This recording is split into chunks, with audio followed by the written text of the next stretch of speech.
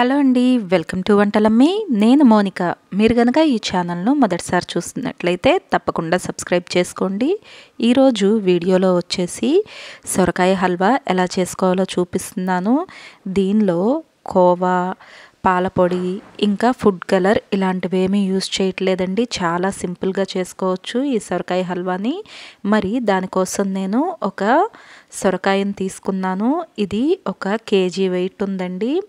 ఈ సొరకాయని వీడియోలో చూపిస్తున్నట్లుగా చిన్న ముక్కలుగా కట్ చేసుకున్న తర్వాత లోపల వైట్ లేయర్ ఏదైతే ఉంటుందో ఆ వైట్ లేయర్ని పూర్తిగా కట్ చేసేసుకోవాలి. ఇలా కింద వైపు కాస్త ఏమైనా మిగిలిపోయినా చాకుతో కానివ్వండి, స్పూన్తో కానివ్వండి మొత్తంగా ఈ లేయర్ని ఇలా తీసేసుకోవాలి. తర్వాత ఇలా ముక్కలు అన్నీ కట్ చేసుకున్న తర్వాత ఇలా గ్రేటర్ సహాయంతో సన్నగా తురుముకోవాలి మొత్తాన్ని. ఇలా మొత్తం తురుముకున్న తర్వాత ఈ సొరకాయ తురుమును గట్టిగా పిండేసి వీలైనంత వరకు నీళ్ళన్నీ తీసేసేయాలండి. నేను ఇలా తురుములో నుండి నీళ్ళన్నీ తీసేసి ప్యాన్లో వేసుకున్నాను.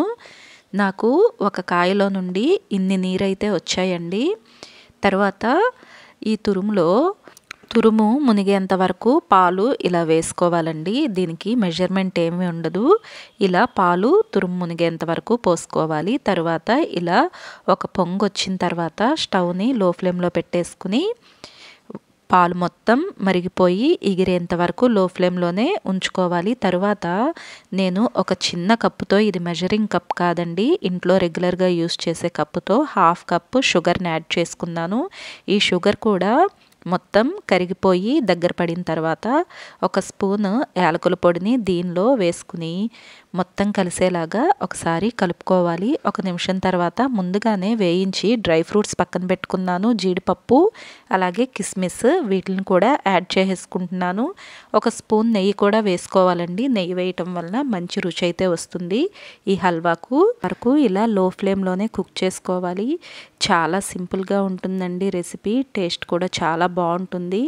ఈ హల్వా వచ్చేసి జ్యూసీగా, టేస్ట్ కూడా చాలా బాగుంటుంది.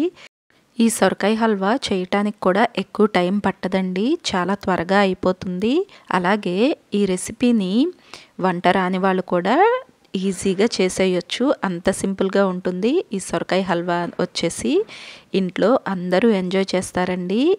ఇలా సింపుల్గా మీరు కూడా తప్పకుండా ఈ రెసిపీని ఇంట్లో ట్రై చేయండి. అలాగే మీకు ఎలా అనిపించిందో కమెంట్ సెక్షన్లో కమెంట్ చేయండి.